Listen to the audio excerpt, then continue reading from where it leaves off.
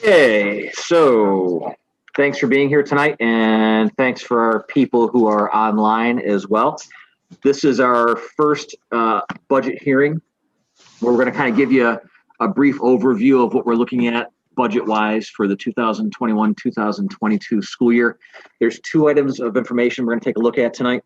The first one is actually the mini, I'll call it the mini budget presentation, for lack of a better term, because the governor just gave the state of the state, and after the Senate majority changed and all of that, he had to rewrite it, and we'll talk about that in a few minutes and what that means for school districts possibly, and why Zoe and I didn't go further into the budget process than we did, because we're going to wait and see what happens a little bit here. And then the second, what's it? Yeah. So right on our Zoom, I can't tell you who's on our YouTube. I can tell you who's on our Zoom. Yeah, Zoom. We have Chad is on the Zoom right now. We have Dr. Cole. We have 13 people on here. So let me see if I can get this in a better way so I can tell you.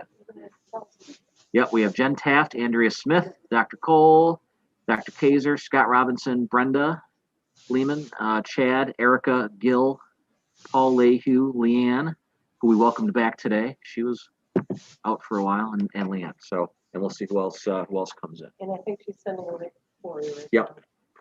And so the second document we're going to talk about just briefly is the long-range fiscal plan. We're going to tell you why we have to have one, what it's worth in terms of how much stock should you put into a long-range plan as you're trying to manage a pandemic and all of that. And we'll move on. I'll take any of your questions that you have, and then we'll go on from there. So for those who are at home, I'm talking about this budget document right here. Okay. It should be in your blue folder. Yep.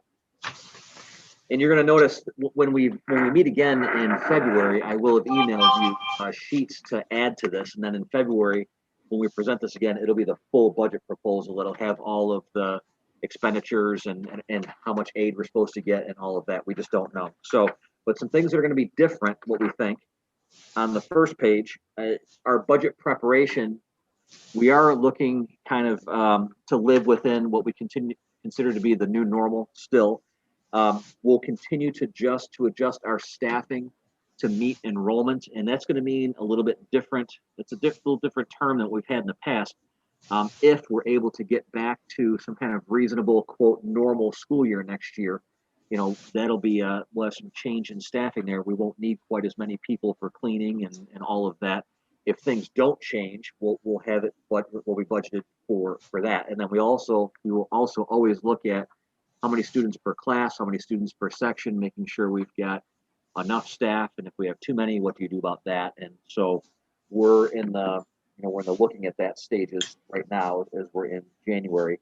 We will work within the tax cap. I just don't think it's going to be fiscally responsible for us to go out to the taxpayers and ask them when they're going through what they're going through, and as we see it, food link and everything else, to ask them to go above the tax cap. So whatever that tax cap is when it's calculated, we would bring you a budget that's not going to exceed that. Okay, we should have a ballpark of that, a pretty good ballpark, probably in a week or two. There's a couple of pieces of information that we still have to get, like our growth rate that we're given, and a couple of other pieces before we can give you a good estimate of what that tax cap might be.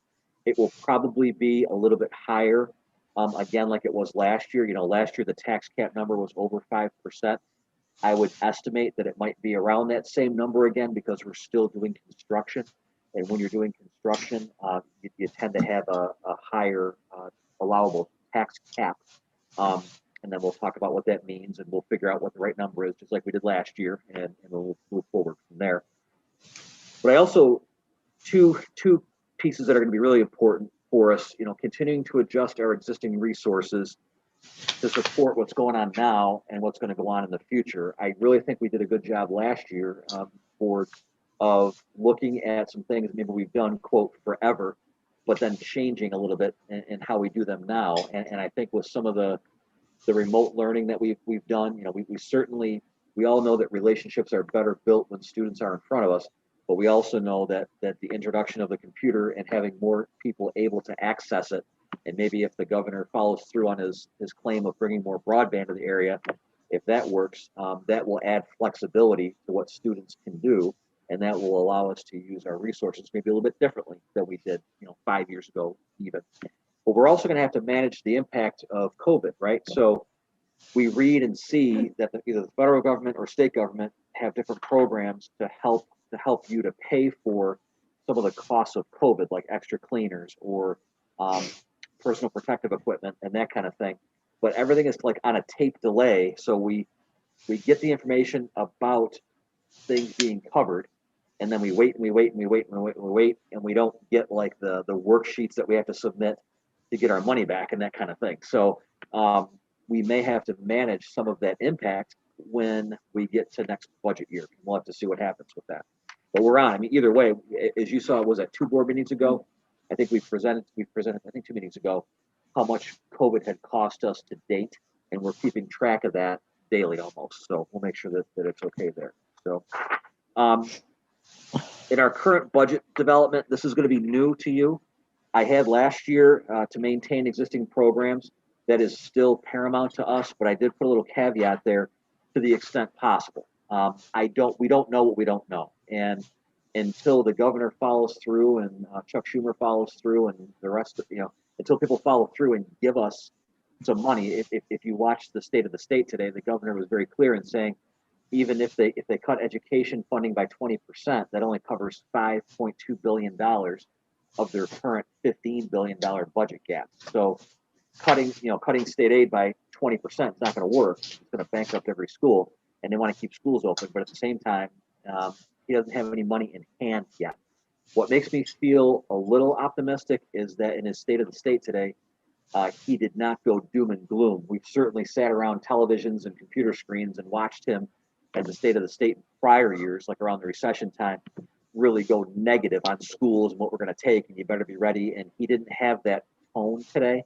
And obviously they all know more than we do about what they're going to plan and what they're going to do. So I did put to the extent possible, because I don't want to have a taxpayer think that we're not looking at everything. So if the state does make massive cuts, I don't want you to be at Wegmans and have you say to somebody, well, the superintendent said we're going to maintain every program. I want you to know we're going to maintain every program to the extent possible. And if there's some changes we have to make, I'm going to bring those to you to discuss, so we can decide what we're going to do with those. Okay.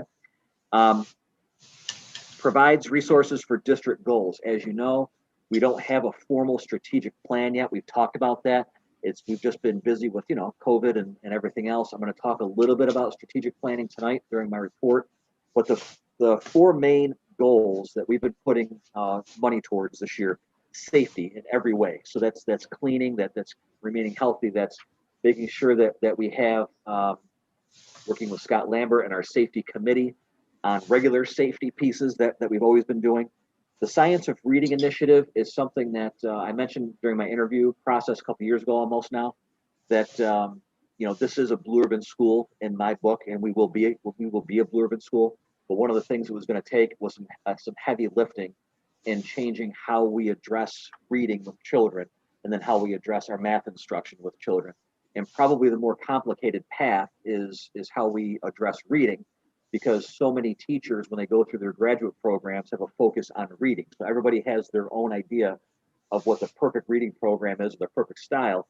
And if you don't keep track of that, they're all doing great things, but they're all doing great things in different directions, and you wind up with results where we don't want them. And I think that's what we've seen, right? So we've been working with the Reading League, and the science of reading is the kind of the topic. We have a lot of teachers on board and excited. Erica has been doing a great job on professional development for that. And that's one of the pieces that we're going to continue to lift through the rest of this school year and into next school year. Special education support. As you know, we are still under a focused review by the state for the past special education programming that we had going on. And Andrea Smith has done a really good job of bringing that around, and we can see the light at the end of the tunnel. And it's not an oncoming train. We're okay, but it's just going to take some more TLC to get our special ed programming where we want that to be.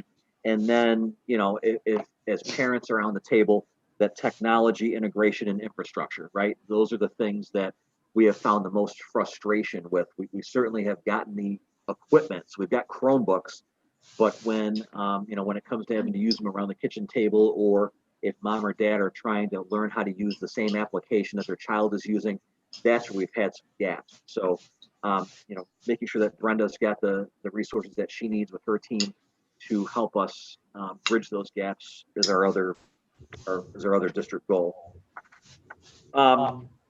Next page there, challenges and responses. The COVID-19 costs, I just don't want to lose sight of those, because if they're not covered, it's something that we're going to have to address. And just for those who are on Zoom now, you might remember from prior board meetings, off the top of my head, I think 2 months ago it was 229,000, I think was the number we were at. And that's obviously grown, not a ton, but it's grown since then. We don't know what's going to happen with state aid or federal aid. We're a district that receives more money from the state than we do from the federal government, but we still receive money from both places. So if they both give us less, that's not going to be good. And then obviously the tax cap, we'll wrestle with that and make sure that we're okay. How we get there doesn't change. Our communication needs to, I think what we've done, this is why I have it in bold still, is that trust component.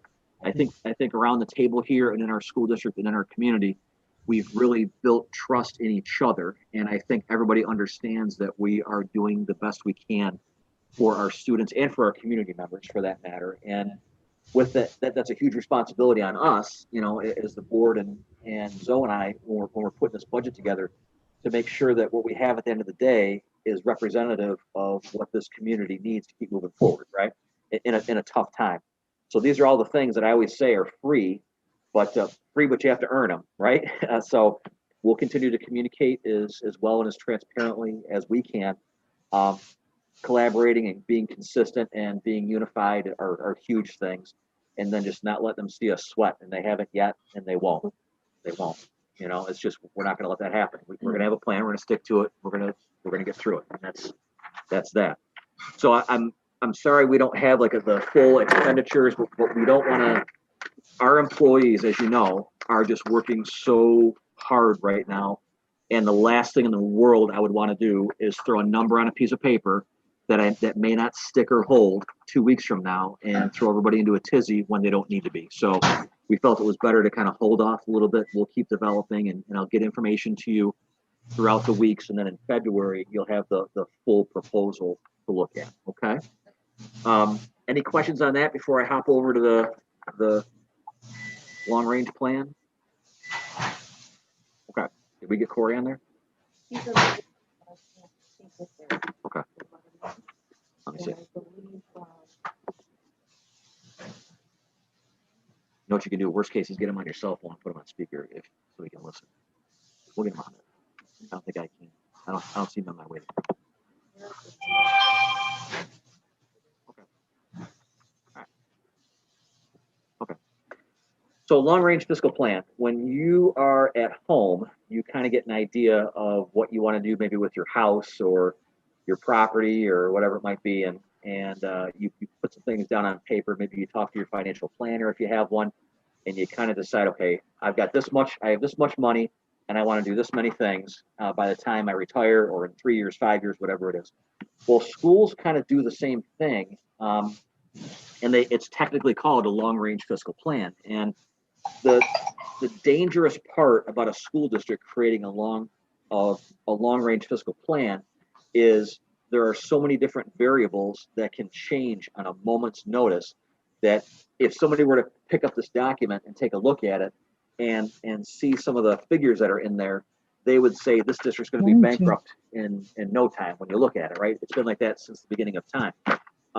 That's not the case. Well, as you know, when we're audited, and also when we are evaluated by Moody's, and we are a highly rated, highly competent, fiscally responsible school district. So that's not the case. However, I want you, and I'm going to have Zoe chip in here as well. Well, I think just to have an idea of, just for our people who are on Zoom and maybe YouTube, our reserves, when we're at home, we might have a separate savings account for something like a hot water tank or a roof or whatever it might be. And in schools, we have different types of reserves. Some of the reserves that we have can be accessed very quickly. Other reserves need voter authorization. Some reserves have an expiration date and all of that. And in this document here, we had to take into consideration with a reserve overview, how much money should we fund and put into our reserves. And these are conversations that we had with our audit committee and then through our Board of Education. So Zoe, you want to pick up some highlights on that? Yeah, so in order to get this to be a brief summary of where we are currently with the reserve, this gives you an idea of the reserve, how it was the balance a year ago, and the balance as of June of 2020. So that's it is and for your reading. Yeah, when we start budgeting, we look at the reserve, the plan for the reserve, and going out 5 years, just like our out 5 years, we have to do a reserve. So what do we plan on using?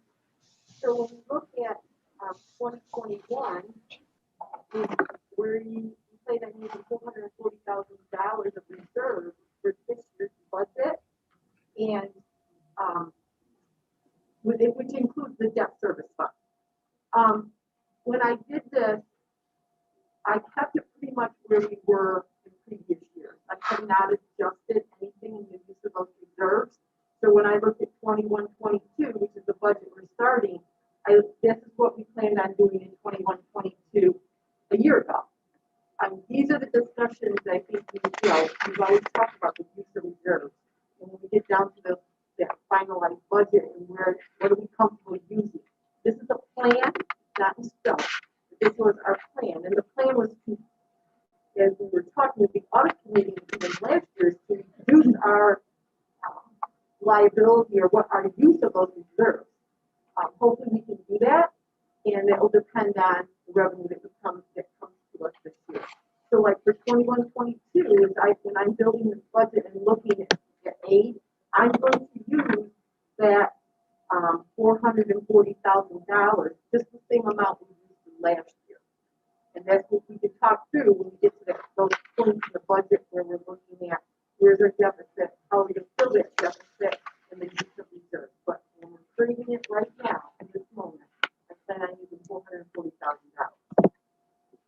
And then it goes out 5 years, and I increased it by $100,000 based on discussions that the audit committee has had in previous years of reducing that usage of reserves. So when we're looking at this, the use column is the one prior to the year? Yeah, correct, yeah.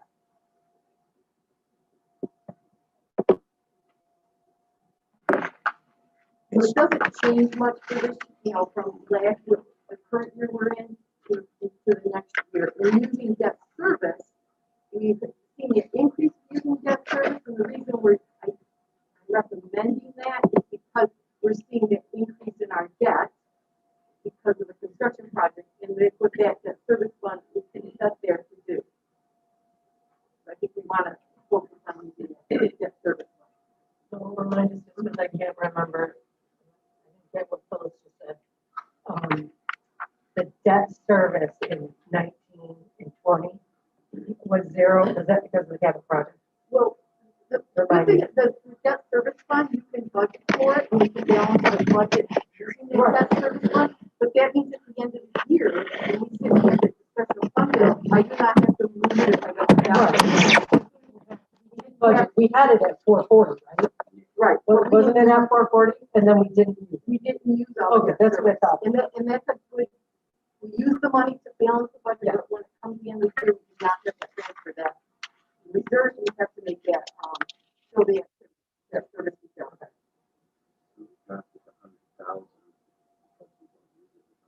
Well, because I thought when we were looking at our debt a year ago, that we'd be able to offset that. Now, we didn't use it last year. Hopefully, we only use it this year.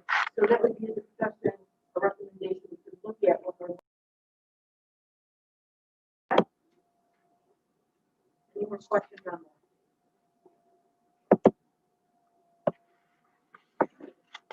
So that's basically it. It's just a projection. It's a work in progress as always, and it'll change as And I times think change. go to record for board members, even new board members, people times when, if you remember, we were using $600,000-$700,000 of reserves. So we've done a good job of increasing that and keeping, be able to balance our budget, being conservative on our use of reserves. Then with that in place, I looked at the expenditures. This is where Chris was talking about, if you go to the middle of the page and you look under surplus or deficit, that number just grows from, 440,000 to 4.8 million. And we know we're not going to be there.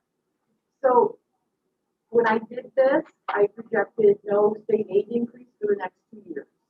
Now, hopefully, we see an increase. Chris is pretty positive we're going to see an increase. When I projected, that's where I felt comfortable doing, and then I did a 1%. I did increase our building aid because we know that's going to go up. Even if they reduce, see, the building aid is based on our construction and our cost reports that we can get. So we should see an increase in building aid, even if they don't increase our basic state aid. So I did increase that based on the projection of our cost reports getting in and our debt is going to be in the book. So the top part, if you go, I don't know how you want to go through the whole thing, but if you, the actual budget. I'm sorry. So you said for the state aid, federal aid, you did not assume any increase. So I see in 2021 and then the next 2 years, but then I did see an increase 23, 24. So the first 2 or 3 years, I did not put an increase. Then I did a 1%. And then you better in the better place. So this could change with a blink of an eye. I mean, this could be looked at every 3 or 4 months because I know state aid coming in, I would adjust it, but we don't do that. It's a document that we have to have in place if people were recommended to have 5-year plans. There's things in there that there's unknowns. There's a lot of unknowns. Going out 5 years, I don't know what all the raises are going to be for each association. So I have to project those because I won't have contracts for the next association for 5 years. State aid's an unknown. What's our tax cap going to be? So in this model, it's 2%. That's what, remember we talked about that. That was the number everybody was, the goal was 2%. But we know we've gone above 2%. So those are the things that I use as assumptions in here and that we're just going to part of the plan. So when you get all said and done, you have all your expenditures on the top part. In the middle, I project the revenues coming in, and then you'll see where we have a deficit moving forward, and then the use of reserves based on the reserve plan to offset that deficit, and then we're still in the deficit. So let's look at 21-22, since I'm building the budget right now. Our expenditures, when I just put everything, I do a sweep. I take a paintbrush and I go 3% increase on supplies and materials. Probably not all going to happen, but that's how I do the projection. I don't go line by line and say, okay, where are the projections? What are we seeing increases in? I'm looking at a budget of $35,755,700. See where I am? So that's a budget increase of $2.1 million for a 6.42% increase. I'm pretty sure that's not where we're going to be next month. I mean, I did a 10% increase on healthcare. I mean, hopefully by February, that board meeting, I'll have a good number. So even though that shows right now where we are, I pretty much guarantee you it's not going to be that high. So then I looked at the revenues for next year for 21-22. Like I said, I kept state aid flat. I did increase our building aid based on the projection that our financial advisors gave us. And pretty much everything else stayed the same except the 2% tax levy increase also. So our revenues are coming in just over $33 million. We're going to use our appropriate fund balance, which we've done in the past, to that 580, which leaves us with $1.9 million deficit. And then we go down and we're going to use that $440,000 reserves we just talked about. We'd be at $1.5 million deficit. It's a big number. And like I said, it'll be interesting when I look at this, and then when we look at the budget, and I actually put numbers, budget line, 3 numbers in where we are. So that's what we'll have completed for you in the next couple of weeks. Once we'll have an idea what the governor's planning on doing. They're going to have to, with the inauguration and everything else, they're still going to have to plan on what they're going to do with stimulus and all that. They're going to have to do some things at the same time. They're going to have to, because New York State's not the only state that has a budget cycle like we do. So they're going to have to do something in the short term. And we'll bring that to you. And once we can plug in some actual numbers, that's going to change what our projections are, basically. She's given you kind of a worst case scenario, and where our job is to kind of dial that down to something that's palatable for you and what we're going to put out to the voters, at the end.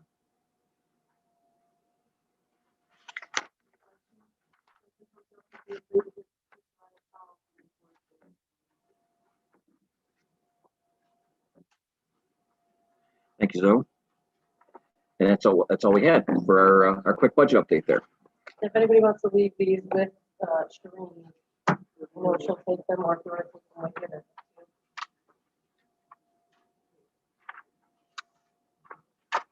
right. So we're okay to go away. Yep. All right, I'm going to call the meeting to order, and if you would please stand and join me in the pledge. Allegiance to the flag of the United States of America, and to the republic for which it stands, one nation, under God, indivisible, with liberty and justice for all.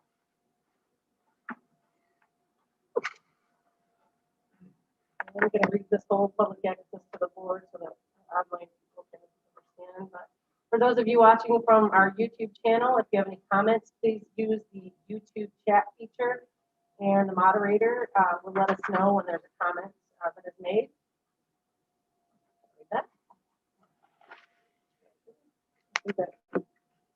Can you let us know if there are any comments? All right. I need a motion to approve the agenda. And Carrie. All right, that brings us to D, the acceptance of the minutes from the December 14th meeting. Are there any questions on that? If not, those will stand as submitted. Brings us to the acceptance of the treasurer's report. Are there any questions on that? And can you tell me if Chad or Corey have a question? All right. If not, those will stand as submitted. And that brings us to the administrator's reports with Dr. Brown. Sure. So good evening again. Appreciate the time. Real quick, just want to talk about the capital project going continues to go very well. I know it's dark, but if you get a chance one of these days, even at 3 o'clock or later, you'll see that the workers have do a tremendous job of getting themselves cleaned up. The site looks immaculate before they leave. They're going to be pouring concrete. I think it's either this Tuesday or starting this. No, I'm sorry. Yeah, I think it starts next Tuesday, and they're going to pour, I think, for 24 straight hours to put the floor in on the second floor. We're ready for that already.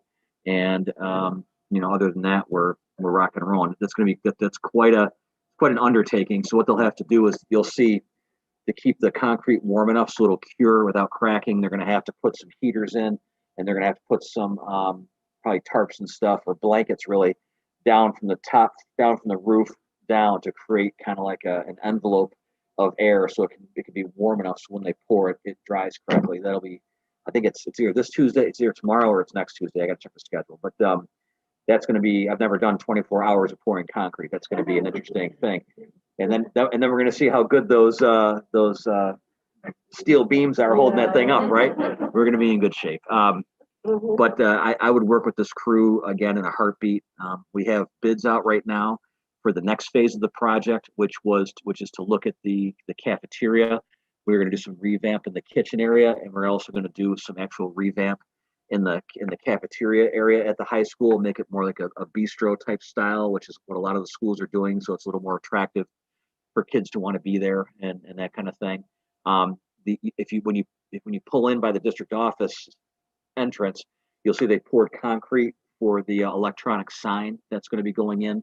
That's part of the next phase as well. It's going to look really good, I think, with the fascia and all of that that's going in on the outside of our building, and the paw, and I think everything's going to work itself out pretty well. So those bids are coming back Monday, right? So they're coming back on Monday, so that's right around the corner for us. And so things are rocking and rolling.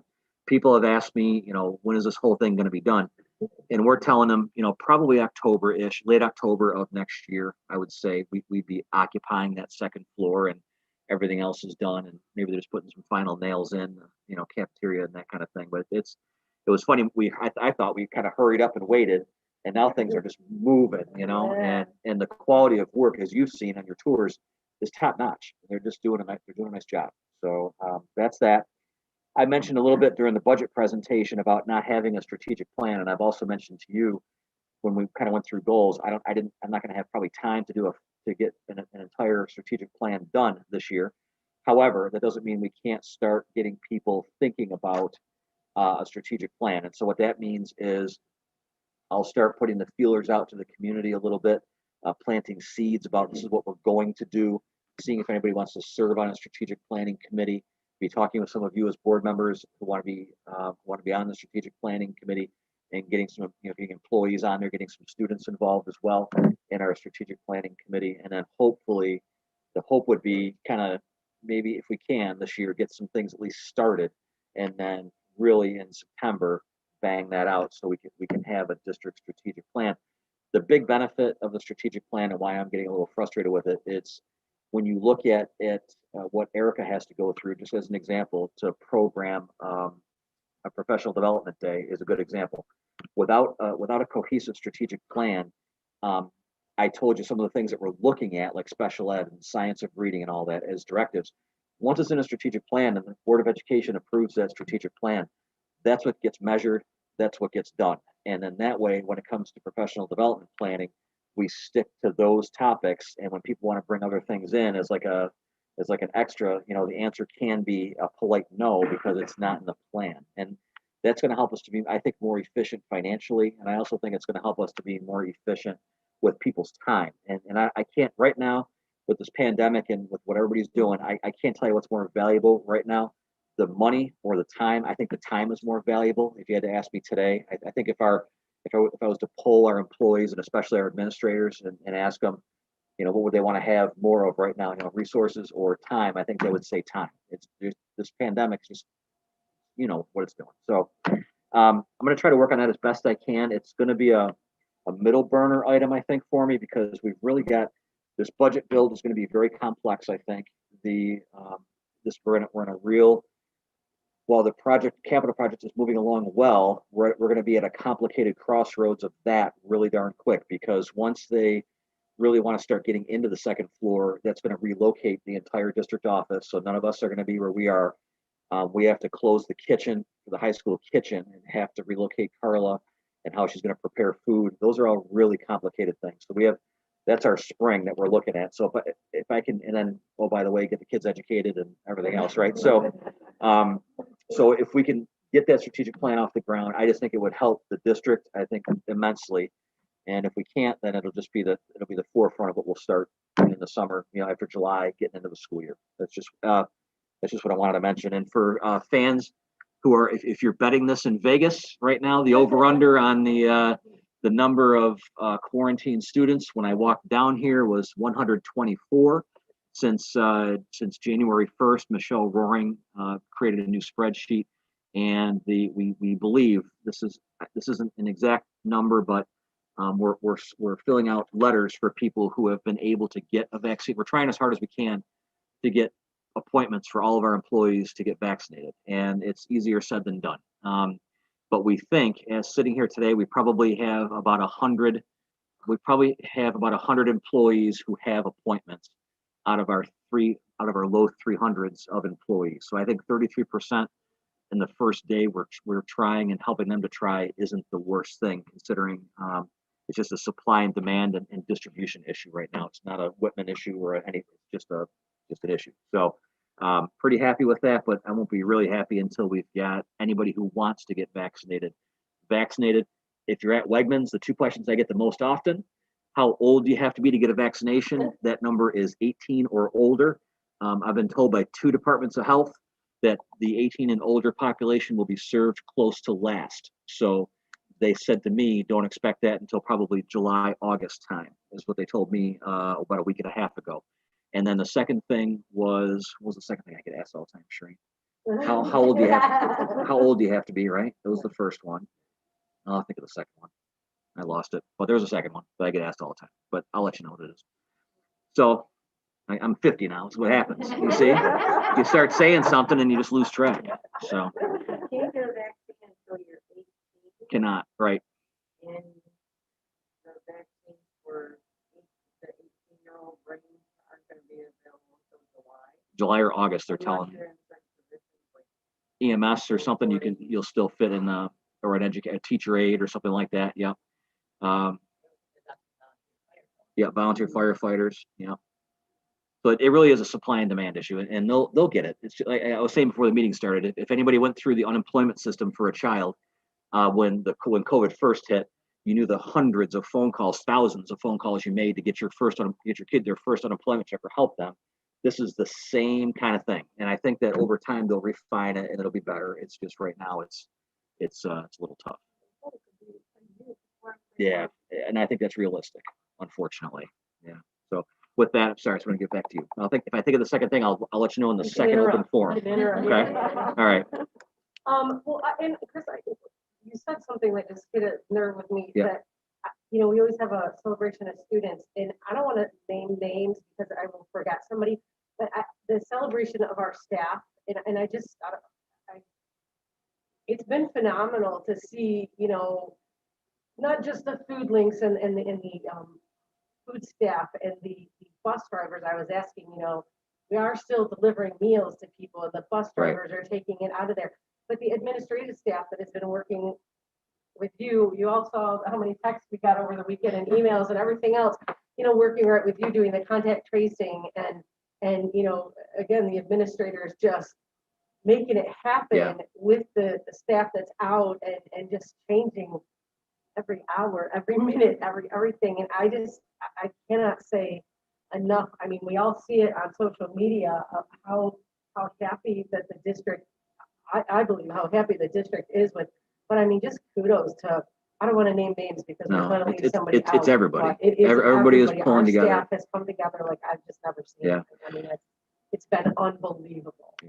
The second thing you Oh, said see, that. I knew I could help. That's right. So the second thing you might get a question about, and I think it's a great question, is the vaccine mandatory? I get that a lot, and the answer is the vaccine is not mandatory. Okay, so why is that important? It's important for a couple of reasons. Number one, it doesn't matter what employer you're working with or working for.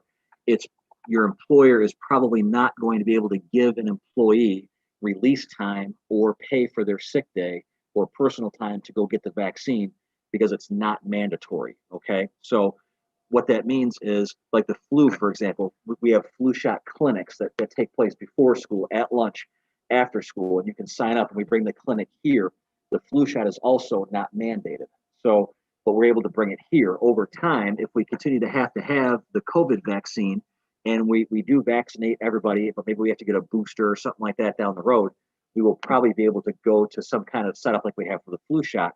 But we can't, no school can, and most industries can't either. So if you ever hear of somebody saying, well, it should be mandatory, what it takes to be mandatory is a pretty Herculean lift at the state level. They have to change actual state laws and open up the Constitution in order to make that happen. And when you open up the Constitution, the state Constitution for something, they're going to want to fit other stuff in there. Whenever you open up the Constitution for something, it's never for a singular item. Everybody else wants to get their stuff in. So I think what will happen here is it's the first phase of the vaccine. They're having supply and demand issues as it is. So my sense is that it will not be mandated probably for at least a year before you even hear them talking about it. Okay. And I just think that that's important because if a parent or community member says, well, my grandson shouldn't be with that teacher if they refuse to get mandated, if they refuse to get vaccinated, it's not a mandate. So it's not a term and condition of employment for them to get vaccinated. It's totally their choice. Okay, so that was the second thing. Yep. Yep. All right, that brings us to our consent agenda. I need a motion to approve the consent agenda that is G1A to G17, I believe. Okay, we got Phyllis and Sue. Are there any questions on that?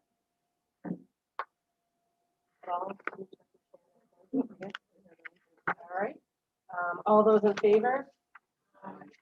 Opposed? That motion is carried.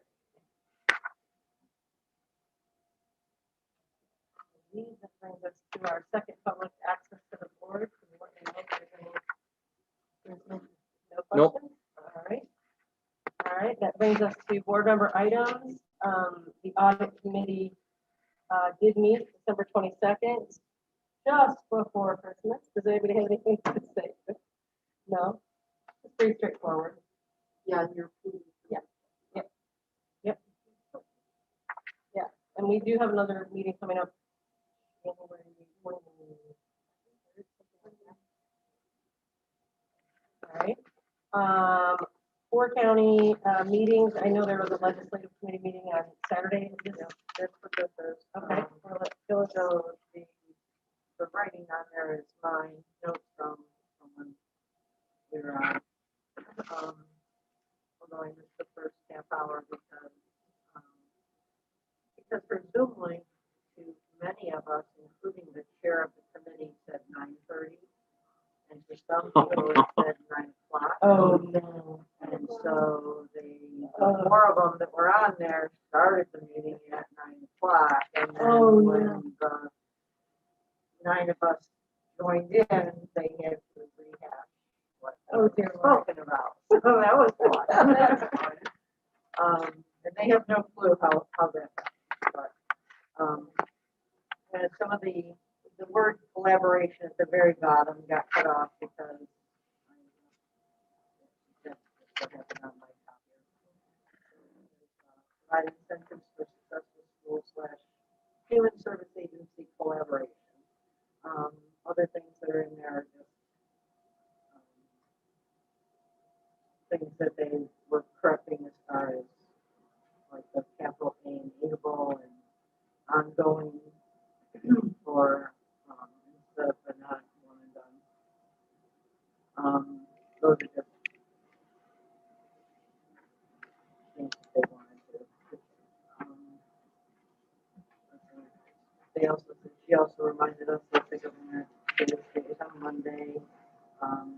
We're going to be doing appointments with legislators virtually, so hopefully more people will be able to actually talk to some of the legislators as opposed to, when they go to all the work. General membership meeting, I think, is already a Zoom meeting. The person that's speaking is going to be speaking about the implicit bias and institutional racism.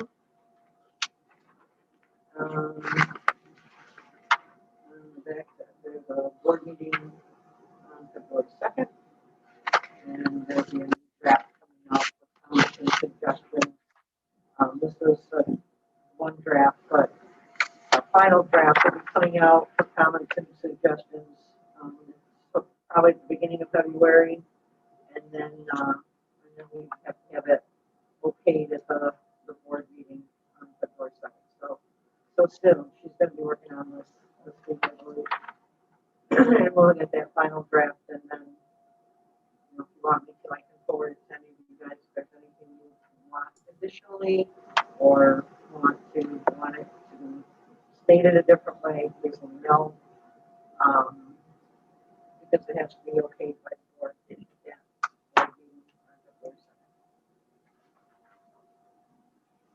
I don't know if I'm getting emails from Fort County. I get them from Sue Wyatt. Is that how it's coming? Yes. So it doesn't come Fort County lady. Yeah, I don't think I got anything on the. The last one I received from Sue was.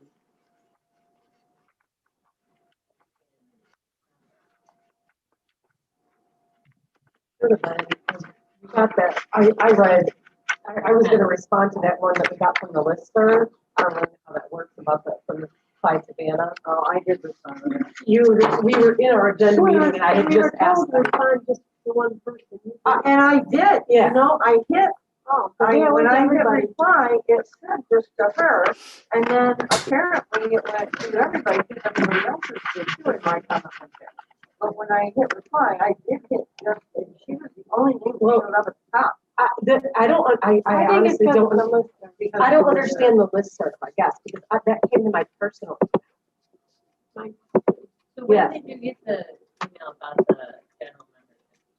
I really don't think I'm getting. We can ask I Sue. think we got there a while.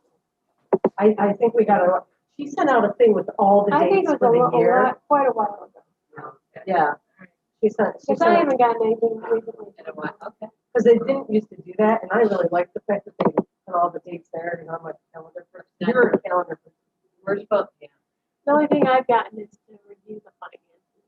and we're still supposed to check our junk email. That thing still? I think it's a thing. Okay. Yeah. I don't think it's as big a thing as it was, but it's still a thing. But Yeah, I guess I didn't understand why the listserv came to my personal email. yeah, I don't know and that. the Florida County stuff comes to the board. Yeah, I don't know why that is. Yeah, I don't I know. might just. Yeah. Yeah, I have them send it out to my personal email because I don't see it. Yeah, yeah. I don't necessarily care, but I thought that was interesting because that woman asked if we just sent it back to her. Right.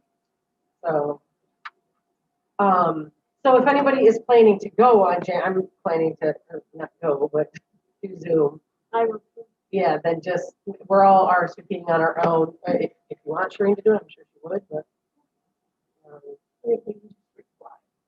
Yeah. I think last time there was like 20. There was a lot. Yeah, there was a good turn.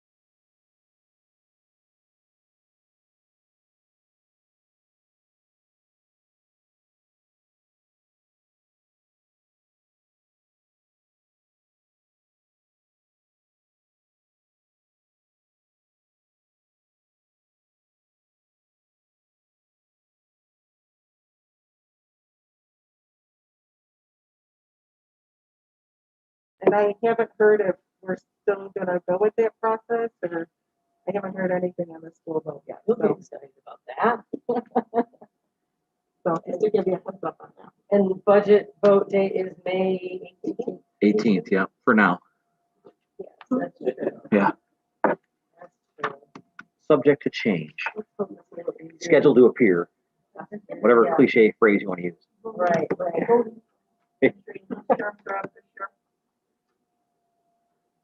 They are Sheila, You can see Cindy, it. and Can you read it?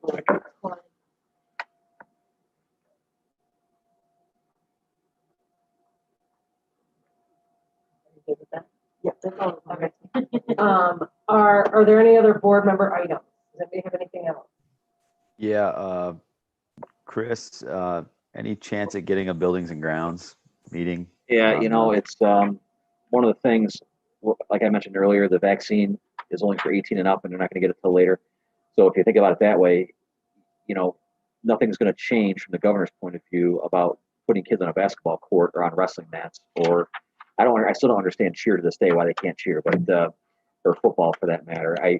Jamie Farr and I were talking from Canandaigua, and it's why couldn't they have testing for the athletes before every contest, right? Have them compete and then trace if you had to, But I just don't know. I have no idea what the supply is of tests, and I don't have any idea about that. But I think that would be the only way that they'd be allowed to do it, is if they would, just like professional athletes, is test before every contest. And yeah, pretty similar. Yeah, and so I do too. I go into the open. They have like over 6,000, 6,700 tests there, Yeah. people in Buffalo Stadium that Yeah. they could do it for. Right. So I go, when I go into open gyms and things like that, they're doing open gyms in a brand new gym and everything else, and I just feel for them. I guess I would say cautiously optimistic, but I don't know unless Cuomo completely changes his stance on why they're not playing. I don't think anything that's changed in the past 3 weeks, the vaccine or anything, it's going to make a difference. I just don't, because there already aren't really parents allowed at events. So at many events like swim and stuff. So what's the difference? I don't know. That's, I would say for any athlete that's out there, it's keep in shape and keep, I do think that there's importance in connection though. So like if coaches, we have, like basketball is a good example. They're willing to come in and have open gyms and things like that. If it keeps that connection going, I think that's important. If the kids want to come in and get a run in and be with each other, and Mr. Leahy has set up a really nice way for the kids to have their open gyms, a very safe way. But in terms of being able to get on the court and play, you can drive to Scranton, Pennsylvania with your AAU team and play a whole weekend there, basketball, but you can't, we're not playing in New York. So that's a fact, not an opinion. I'm just saying, I don't know what they're going to do. Right now, Paul attended an AD's meeting not too long ago, and it was pretty much pushed way over here, the thought of even having any kind of high risk sports. So, yeah, that's all I know. And Ken did have a comment, he would like a buildings and grounds meeting, so we can. Gotcha. All right, so we'll let you schedule that. Yep. And have they had a safety? It's next week, I believe. Yes, Okay. next week, I think. Yep. I'll double check. All right, is there any other board member items? All right, we're gonna take a 5-minute break to disengage some, right? Yep. And then we're going to enter into an executive session to discuss the employment history of particular persons. And yes, the safety meeting is scheduled for Tuesday the 19th, Can you make sure he knows that? and I don't know if it'll be Zoom or live. Okay. All right. But would people have the option to Zoom if they? I can do that. Okay. Thanks everybody on there. Chad Yeah, and thank you. Corey, you can stay on there. I'll keep my computer on and we'll operate from my machine. I